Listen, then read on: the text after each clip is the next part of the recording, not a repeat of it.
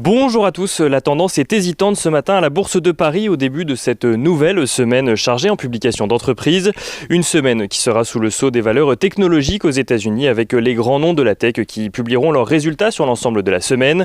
À commencer par Tesla qui publiera ses résultats dès ce soir après la clôture de Wall Street, puis suivront sur la semaine Microsoft, Alphabet, Apple ou encore Facebook. En France, de nombreux résultats sont également attendus sur la semaine, à commencer par Michelin aujourd'hui après la clôture parisienne, suivi de 10 autres composantes du CAC 40 comme Schneider Electric, Dassault Systèmes, Saint-Gobain, Unibail-Rodamco Westfield ou encore BNP Paribas qui publieront donc leurs résultats jusqu'à vendredi. Les investisseurs suivront également ce mercredi la décision de politique monétaire de la Fed après celle de la BCE la semaine dernière, mais aussi le discours de Joe Biden devant le Congrès ce mercredi également.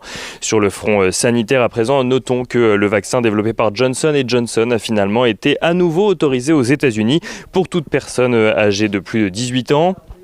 Du côté des valeurs à suivre à présent, à la Bourse de Paris, on note tout d'abord que Eramet annonce avoir réalisé un chiffre d'affaires de 838 millions d'euros au premier trimestre 2021, en hausse de 8% sur un an. Eramet qui souligne la bonne performance opérationnelle de ses activités historiques sur une période de l'année où traditionnellement les performances sont en recul.